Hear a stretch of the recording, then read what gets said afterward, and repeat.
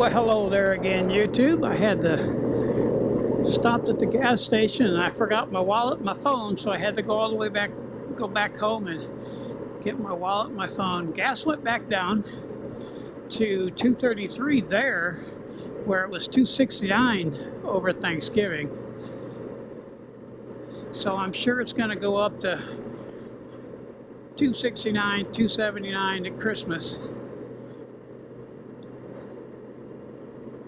I might go back and get my truck and fill it up too, because I'm just under a half.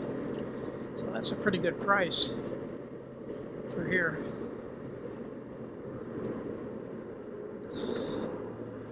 They got a stock car track up here. I wonder, I don't know when they actually race. So, I don't know if it might be asphalt. I don't think it's oval. I don't think it's dirt.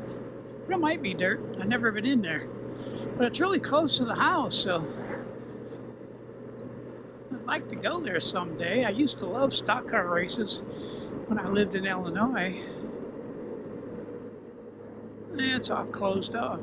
I don't know if it's dirt or they got super modifieds there too.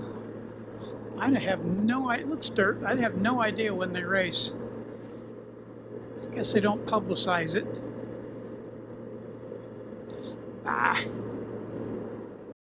Oh, I thought of something to talk about. My wife and I were looking at getting a Generac generator. A lot of the neighbors have them.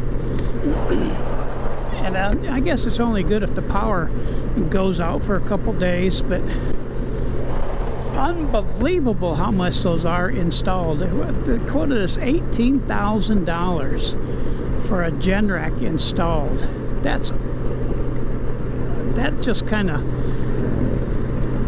said, oh hell no. You know, we're both retired. I'm not going to drop $18,000 on something we might use a couple hours a year if the power goes out. So we'll just have to, if the power goes out more than a couple hours, the house stays pretty warm because it's all that spray foam insulation everywhere, so it stays pretty good. And if it stays out longer, we'll start a fire in the fireplace to keep warm. I just can't see spending $18,000. That's what I paid for my Kia Forte, new, like in 2010. But I can't do that anymore. Oop, a fox, or not a fox, but a coyote. Bye.